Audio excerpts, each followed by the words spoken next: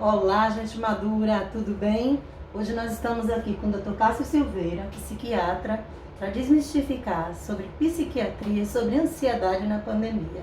Então, Dr. Cássio, muita gente tem uma ilusão de que a psiquiatria é coisa de gente maluca. E a gente queria desmistificar isso, trazer para a realidade um contexto em que a pandemia, a gente sabe, foi um dos serviços que mais lotou os consultórios. O que o senhor poderia dizer para a gente sobre isso? Interessante a oportunidade de falar sobre isso, porque existe até uma campanha feita pela ABP, que é a Associação Brasileira de Psiquiatria, falando sobre a psicofobia. É um termo que foi intitulado aqui, que a gente tem divulgado bastante nas redes sociais e nas consultas também, a gente aborda sobre isso, para tentar desmistificar um pouquinho o preconceito que se tem sobre ir ao psiquiatra, sobre falar sobre saúde mental. Eu costumo brincar nas minhas consultas: ó, fique tranquilo, você não vai ganhar nenhuma carteirinha de maluco, eu não vou lhe dar nenhum rótulo, eu não vou lhe dar nenhuma restrição por conta disso. A gente precisa cuidar da saúde. E cuidar da saúde, claro, existem pessoas que infelizmente têm problemas mais graves, que têm as psicoses, que têm alguns sintomas que são mais limitantes. Temos, infelizmente. Mas a grande maioria das pessoas que procuraram um psiquiatra nesse contexto de pandemia, ou estavam ansiosas, ou estavam deprimidas, ou até mesmo os dois, ansiosos e deprimidos. Então, e que são pessoas normais. Eu atendo juízes, eu atendo advogados, eu atendo artistas, pessoas que ganham bastante dinheiro, que são bastante famosas, que são bastante assim, capazes, e não por isso deixam de procurar ajuda, deixam de notar algum problema e buscar ajuda profissional para tentar lidar melhor com esses sintomas, com esses sentimentos. Importantíssimo também a gente trazer que, assim como olhar para o envelhecimento e olhar para as doenças mentais e emocionais era algo que continha totalmente um preconceito e vivia numa invisibilidade total. Como foi para o senhor trazer isso para que as pessoas aceitassem de um outro lugar? Antigamente a psiquiatria vivia nas masmorras, né? E assim, literalmente falando mesmo, nas masmorras. A gente tinha instituições psiquiátricas que eram um verdadeiro depósito de pessoas. As pessoas eram trancafiadas e às vezes tinham privadas da sua liberdade, da sua dignidade. Então a psiquiatria durante muitos anos cresceu com esse rótulo de lidar com malucos e que vão dar medicações que vão deixar as pessoas abestalhadas, lentificadas, assim, de uma maneira funcionarem piores do que elas já estão. E na verdade a gente vem num caminho de tentar desmistificar um pouco disso, entender que a medicação, assim como por exemplo um paciente que tem enxaqueca, que pode usar uma medicação e melhorar a sua dor de cabeça, o paciente que está ansioso pode usar uma medicação que pode melhorar sua ansiedade, inclusive dar melhor qualidade de vida para ele. Porque o objetivo da gente poder trabalhar com psiquiatria e atender pacientes é melhorar a qualidade de vida desses pacientes. Quando não curar as doenças, que infelizmente nós não podemos curar a maioria delas, a gente poder trazer bastante qualidade de vida, né? Como é o objetivo da medicina de maneira geral. Como é que as pessoas que chegam aqui entendem que elas precisam de medicação de uma forma que o senhor traga esse contexto para elas e não choque elas? Então, é muito importante. As pessoas às vezes chegam na primeira consulta com psiquiatras, às vezes tensas, assim, sabe? Meu Deus do céu, tudo que eu falar para o psiquiatra vai ser usado contra mim, para ele me dar um diagnóstico de maluco, então eu vou ficar aqui quietinho, só vou falar porque eles me obrigaram a vir, que às vezes os familiares é que notam algumas alterações de comportamento, algumas mudanças, e aí trazem o ente querido, trazem o parente para a consulta, então eles já chegam aqui travados. Aí eu tento na consulta deixar, lógico que é tenso falar às vezes sobre a própria sua adoecimento mental, sobre algumas questões, não é uma questão simples de se falar. Mas eu tento na consulta deixar realmente mais assim, aberto para que a pessoa possa falar de uma maneira acolhedora, se sentir acolhida, se sentir à vontade. E aí a gente começa nesse diálogo, nesse bate-papo, a gente conversar e notar que tem algum sintoma ou outro que, poxa, a gente pode iniciar um tratamento, a gente pode fazer com que você se beneficie de usar uma medicação quando necessário, e quando não for necessário, eu sou o primeiro a falar: não, acho que você pode fazer uma terapia, acho que a gente pode mudar seus hábitos de vida, mas nesse momento eu não acho que você precisa de uma medicação. Tem que ter esse equilíbrio. Teve um exemplo mesmo, teve uma vez que eu atendi uma mãe, a mãe trouxe uma criança que teve automutilação, ou seja, ele se cortou. E aí, na conversa com a criança, a gente percebeu que, infelizmente, essa criança ela não tinha muito, como é que eu posso falar? Ela não tinha muitas ferramentas para poder lidar com aquela angústia. E ela acabou tomando uma escolha ruim, que foi pegar e se cortar. Mas ela estava absolutamente normal, ela funcionava bem, ia para o colégio, tinha amigos, não estava deprimida, não estava ansioso naquele momento, mas ela usou uma estratégia inadequada, que valeria a pena ser acolhido pelos pais, fazer uma psicoterapia, ser melhor explicado para o paciente isso, Mas ele não tinha espaço para a gente entrar com a medicação naquele momento. E assim foi feito. E aí até a mãe saiu meio frustrada, pô, mas eu vim aqui na expectativa de você me dar uma medicação, de você ajudar nisso. Eu falei, não, vamos ajudar, vou ajudar, mas não é com a medicação. É a gente tentar organizar, talvez, essa sua escuta, organizar essa dinâmica familiar para que ele se sinta acolhido. E isso, trazendo um contexto do amadurecimento, nossos idosos também às vezes sofrem muito disso. Às vezes as famílias chegam aqui com a demanda de, ele está esquecido, ou ele está angustiado, me dá um remédio para lidar disso. E quando a gente sentar com o idoso, conversar com o idoso, entender quais são as demandas que ele tem, muitas vezes só na organização da estrutura familiar, às vezes o idoso não quer morar naquela casa que ele foi obrigado a morar, então se conversar com ele e falar, olha, não estou à vontade, então como é que ficaria melhor para você? Então a gente tenta entrar em um consenso e isso muitas vezes já resolve o problema que trouxe o idoso para a consulta e a família já consegue ficar mais alinhada, mais unida, e a gente já consegue, e não precisa nem usar necessariamente medicamento. Lógico que tem outros casos que sim, a gente vai precisar usar medicações quando a sintomatologia é mais grave, quando a sintomatologia é mais refratária, então a gente precisa usar medicação. Mas não são todos os casos, né? Doutor Cássio, como nós estamos hoje desmistificando tanta coisa, eu queria saber do senhor. Nessa pandemia, muita gente veio atrás de um tratamento adequado. Necessariamente, a medicação que essas pessoas estão tomando em virtude da pandemia causa dependência? Excelente questão, e é inclusive uma dúvida muito comum aqui no consultório. As pessoas às vezes demoram até de buscar ajuda, com medo de buscar um tratamento e que fique viciado, fique dependente desse tratamento. Existem algumas classes de medicamentos que sim, podem causar dependência, mas dificilmente um remédio que a gente passe, que ele tenha uma orientação médica, que ele siga a prescrição, que ele coloque a dose adequada que o médico indicou, dificilmente essa medicação vai causar dependência. De maneira geral, por exemplo, os antidepressivos que a gente passa não causam dependência, os estabilizadores de humor não causam dependência. Essas classes, existe uma classe específica que são os ansiolíticos, que aí sim podem sim causar dependência. Mas de maneira geral, se torna dependente aquela pessoa que o vizinho usa uma medicação para dormir, e aí sem orientação médica, pega a medicação do vizinho, toma, tem uma resposta inicial, e aí pronto, não preciso ir no médico, vou usar a medicação que o vizinho passou. E aí é que mora o perigo. Porque às vezes a medicação do vizinho não tem a dose adequada para o seu problema. Você pode usar por um tempo inadequado também. E aí é que mora o perigo. E aí é que as pessoas podem ficar dependentes. Mas dificilmente uma pessoa, usando a medicação que o médico passou, na dose que o médico passou, pelo tempo adequado, vai causar dependência. Eu recebo muito contrário. Às vezes pacientes, principalmente idosos, que já vem utilizando uma medicação de longa data e chega aqui, Cássio, ele já usa essa medicação, já tem alguns anos. Como é que faz para a gente fazer o processo de desmame, de retirada da medicação? E aí eu vou conduzindo esse processo, que às vezes é lento, mas a gente consegue bons resultados. No início da pandemia, muitas pessoas desenvolveram quadros de ansiedade, de depressão. A gente queria falar um pouquinho sobre isso. A própria pandemia, não somente o vírus, coronavírus, mas as medidas que a gente faz para poder ter um enfrentamento à pandemia do coronavírus. Uma das medidas mais difundidas foi isolamento social, distanciamento social. E nesse contexto, a incidência de algumas doenças mentais acabaram se aumentando essa incidência, que é o número de casos novos, o número de casos novos, e sim a prevalência, né, que é o número de pessoas que já tinham uma doença, lá, ansiedade ou depressão, e que expressaram novamente. Isso aumentou de maneira geral. Então, por quê? Porque o isolamento social, às vezes, acabou aumentando a prevalência disso, porque às vezes a pessoa fica isolada com receio de ter o adoecimento, com receio de adoecer por coronavírus, ou com receio de que algum ente querido também adoeça. E isso é uma ação direta. É um fator que a gente chama, é um fator de risco, ou seja, a pandemia surge como um fator de risco para o adoecimento mental. Não diretamente, existem alguns estudos até tentando linkar o coronavírus enquanto coronavírus, agindo diretamente no sistema nervoso central, podendo causar algum dano. Existem algumas linhas de estudo nesse sentido, mas o que a gente mais percebe é o coronavírus enquanto levando a fatores econômicos, ou seja, causando desemprego, causando crise econômica, causando isolamento social. Então a população idosa tem sido muito afetada com a questão do isolamento social. Qual é o principal grupo de risco que a gente sempre aponta para a pandemia? Idosos. Idosos acima de 60 anos só devem sair quando for essencial. Só que às vezes a gente precisa mais do que o essencial. A gente precisa muito mais do que o alimento, do que somente o dinheiro para a gente poder viver bem. E a gente, às vezes, esse público fica isolado. E às vezes, falando por videochamada, mas sabe se o idoso sabe lidar com a tecnologia?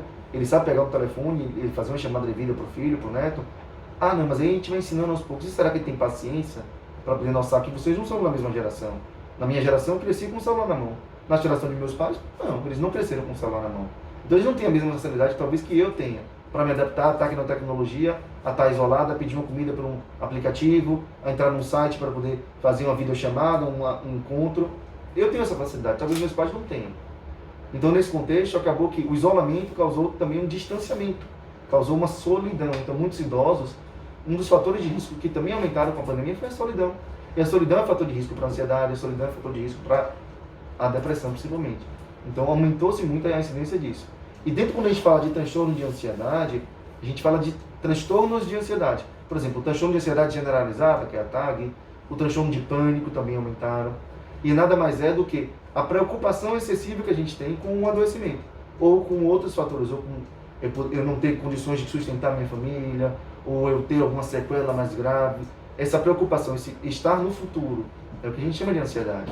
E quando a gente começa a ter um sintoma mais intenso, como por exemplo, a ansiedade começa a ter uma descarga adrenérgica, ou seja, liberar noradrenalina no nosso sistema nervoso, no nosso organismo. E a adrenalina vai causando alguns sintomas, tremores, o coração mais acelerado, a respiração mais ofegante, o suor nas mãos, o dorese nas mãos, do corpo. E isso tudo vai causando uns sintomas que variam de intensidade, que podem ser mais leves e mais contínuos, como é no TAG, na transtorno de ansiedade generalizadas, mas pode chegar ao nível de um ataque de pânico, que é um sintoma muito mais intenso, muito mais incapacitante, que vai fazer a pessoa procurar uma emergência porque ela acha que vai morrer e daquele dia não passa. Então ela vai procurar ajuda nesse sentido. Mas é um espectro de sintomas de ansiedade. Pode ir desde uma ansiedade leve até uma ansiedade mais pronunciada. Doutor Cássio, vamos lá, na jugular agora. Como a psiquiatria pode melhorar a qualidade de vida das pessoas? A psiquiatria, como a medicina de maneira geral, a gente está muito na questão de qualidade de vida, né? A gente busca ter alguma medida para melhorar a qualidade de vida das pessoas. A psiquiatria não vai ficar longe desse movimento que a medicina como um todo está tentando fazer. E algumas das recomendações que a gente, enquanto psiquiatra, passa para as pessoas, para elas cuidarem melhor da sua vida, para poder ter uma melhor saúde mental, é semelhante à medida que o cardiologista fala com seus pacientes, que o geriatra fala, que são medidas simples, a gente poder se alimentar melhor, ter cuidado com o que a gente come, porque às vezes chega o paciente aqui no meu consultório, doutor Cássio, você me passou essa medicação me engordou. Mas se a gente for fazer um pormenorizar, na verdade, será que foi a medicação que engordou? Ou você está se alimentando mal, ou você está comendo comidas inadequadas, está fazendo pouca atividade física, está bebendo pouca água. Então, quando a gente vai pensando em qualidade de vida, a gente não tem uma fórmula mágica, a gente tem algumas coisas simples, mas que a gente tem que manter a constância, manter assim, fazer várias vezes, repetir. Porque às vezes as pessoas se empolgam, né? Começa a fazer a dieta. Aí faz na segunda, faz na terça, e aí na quarta-feira um amigo chama para poder comer. E aí sai da dieta. Pronto, aí já chutou o balde, já quer largar a dieta, e tudo bem, não tem problema. Olha, você começou a fazer dieta, sair fora da dieta um pouquinho, tudo bem, ok. Dessa vez eu não consegui, essa refeição eu não consegui, nas próximas eu tento voltar à dieta. E pra gente ter um hábito saudável, que é o que a gente mais fala assim, pra gente poder ter uma qualidade de vida melhor, a gente tem que começar a desenvolver hábitos saudáveis. E uma atividade que a gente faz só se torna um hábito quando a gente ali, ó, repete, aí ela vai se tornar um hábito. E um hábito saudável nada mais é do que a gente pegar essas coisas que a gente sempre ouve falar, de fazer exercício físico, de poder beber mais líquidos, de poder ter um vínculo social de apoio, ter amigos, ter pessoas com que a gente possa contar em caso de dificuldade, que é esse apoio social, a gente poder ter uma pessoa que, se a gente estiver doente, se a gente estiver precisando de alguma ajuda, possa fazer uma comida pra gente, possa levar a gente no médico. Tudo isso faz com que a gente cuide da nossa saúde mental e a gente consiga ter uma qualidade de vida adequada. Doutor Cássio, para desmistificar sobre esse preconceito mesmo contra as pessoas que estão envelhecendo, o que o senhor fala dos efeitos negativos emocionalmente, mentalmente, com essa restrição, essa velhofobia que virou normal no Brasil e que a gente está desconstruindo agora? Acho importante a gente trazer a luz para esse assunto, porque esse assunto já existia mesmo antes da pandemia. Assim, o velho já era considerado inútil, um peso, e às vezes assim, a gente ficava tentando ter algumas estratégias para tentar lidar, porque a gente era simplesmente visto como descartável. E a gente tem tentado com a pandemia, aí pronto, veio a pandemia. E essas pessoas viraram um grupo de risco. Então, além de serem um peso, às vezes uma dificuldade, o que eu vou fazer agora com o idoso? Que ainda podem morrer por coronavírus e eu vou ficar culpado se acontecer alguma coisa com ele. Aí começou a se ter estratégias para tentar lidar com esse idoso. E às vezes os idosos que estavam institucionalizados, e aí acabou sendo uma dificuldade nesse princípio. Mas, por outro lado, também trouxe à luz para a gente poder ter políticas e estratégias para poder lidar com essa população. E aí que eu acho que é importante a gente trazer à luz esse termo de velhofobia. Existem pessoas de fato que têm dificuldade de lidar com idosos, têm preconceitos com idosos. E quando a gente fala velhofobia, vale a pena explicar, né? Fobia. O que é fobia? Fobia é um medo específico, desproporcional e velho. Ou seja, é como se a pessoa tivesse medo do envelhecimento ou medo de lidar com idosos. E aí acaba que a gente consegue perceber que muitas pessoas simplesmente não assumem que uma vez que você é jovem, se tudo der certo na sua vida, você vai chegar a ser idoso. Eu fico brincando, né? Sabe que a única forma de eu não envelhecer? Se você morrer no meio do caminho. Então, se der tudo certo na sua vida, você vai ser idoso. Então, assim, uma vez que você for ser idoso, como é que você é a forma que você gostaria de ser tratado? Já é um bom caminho. Você está tratando o seu idoso da forma como você gostaria de ser tratado se estivesse no lugar dele? Aí as pessoas já param e refletem, não, acho que daria para melhorar. E assim, pensar as estratégias para o idoso conversando com esse idoso. Vou dar um exemplo que teve no meu consultório que eu acho muito significativo. Chegou uma senhora trazida pela filha. Doutor Cássio, eu já comprei lã para ela, doutor Cássio. Eu já comprei agulha. Eu dou para ela não faz nada, doutor, ela está deprimida. Aí a senhora falou, eu não gosto disso, eu não gosto de lã, eu não gosto de crochê, eu acho essa coisa de velho, acho uma coisa horrorosa. Aí eu perguntei, querida, você conversou com ela antes de comprar lã? Não conversei. Você acha que é porque é idoso, tem que gostar de fazer crochê, e tem que gostar de ficar vendo televisão e vendo um programa? Não é. Tem que se conversar, tem que ser feita uma política voltada para o que o idoso precisa. E o idoso de hoje em dia é muito diferente.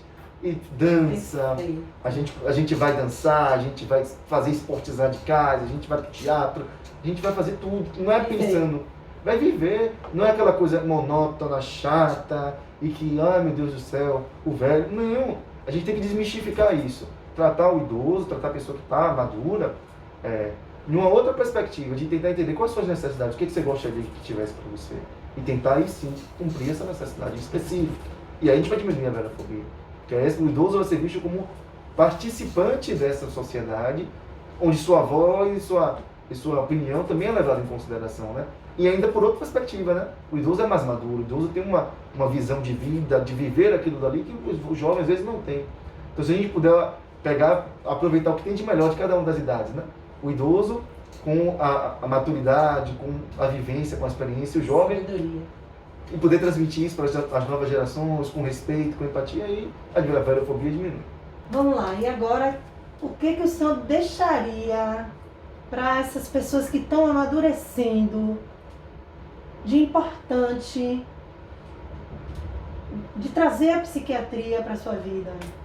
Então, eu sempre costumo falar que a gente tem que viver o momento presente. Se a gente é idoso, se a gente é adulto, se a gente se é jovem, a gente tem que viver esse momento presente. A ansiedade ocorre às vezes quando a gente está com a cabecinha lá no futuro. A gente fica imaginando como é que vai ser quando eu envelhecer, como é que vai ser quando eu estiver mais velho, se eu tiver alguma limitação, se eu tiver alguma dificuldade. Acho que a psiquiatria está aqui para a gente tentar ressignificar isso. Trazer, ensinar para os nossos pacientes como a gente pode fazer para a gente poder cuidar melhor da nossa saúde mental. Poder cuidar melhor do nosso momento presente. Porque assim, a nossa vida ocorre nesse momento presente, né? A gente tem que ter estratégias para nos conectar nesse momento presente. Para nos conectar, para a gente não ficar se culpando muito, se lamentando muito de coisas que já aconteceu, de decisões erradas que a gente tomou. A gente poder ter carinho de falar assim, bom, olha, você tomou essa decisão da melhor forma que você poderia ter tomado, de acordo com a sua experiência naquele momento. Não adianta você pegar hoje, com a sua experiência de hoje, julgar um ato que você fez no passado, você vai se decepcionar. Você vai ficar com uma culpa muito grande. Ou, muito pelo contrário, eu tentar trazer para o presente uma coisa que no futuro pode ou não acontecer, e às vezes pode acontecer de outra forma completamente diferente, e você perdeu um tempo gigantesco que você poderia estar vivendo o presente, fazendo o que tem que ser feito, plantando as sementinhas ali para o nosso futuro ser brilhante, e a gente está perdendo tempo trazendo uma coisa do futuro, que às vezes nem vai acontecer. Então, se você pudesse dar um recado assim, por esse momento de vida hoje, então vamos fazer exercício físico hoje, vamos nos programar, evitar procrastinação, evitar deixar para depois, fazer um planejamento, mas viver o hoje, assim, sabe? Não é de viver de uma maneira irresponsável, tipo, workaholic, vamos fazer de qualquer jeito, não. Viver o hoje com responsabilidade, com carinho, mas assim, viver o hoje, focar, fazer atividades que nos conectem com esse hoje, para que a gente possa ter um futuro melhor, independente da nossa faixa etária. Se a gente já está mais maduro, a gente poder ter a nossa qualidade de vida hoje. Se a gente é mais jovem, a gente poder ter um futuro, um amadurecimento cada vez melhor. A gente agradece a Dr. Cássio e em breve a gente traz outros temas tão interessantes quanto. Obrigada, Dr. Cássio. Eu que agradeço ao convite. Estou à disposição para outros temas que sejam do interesse do nosso público. E...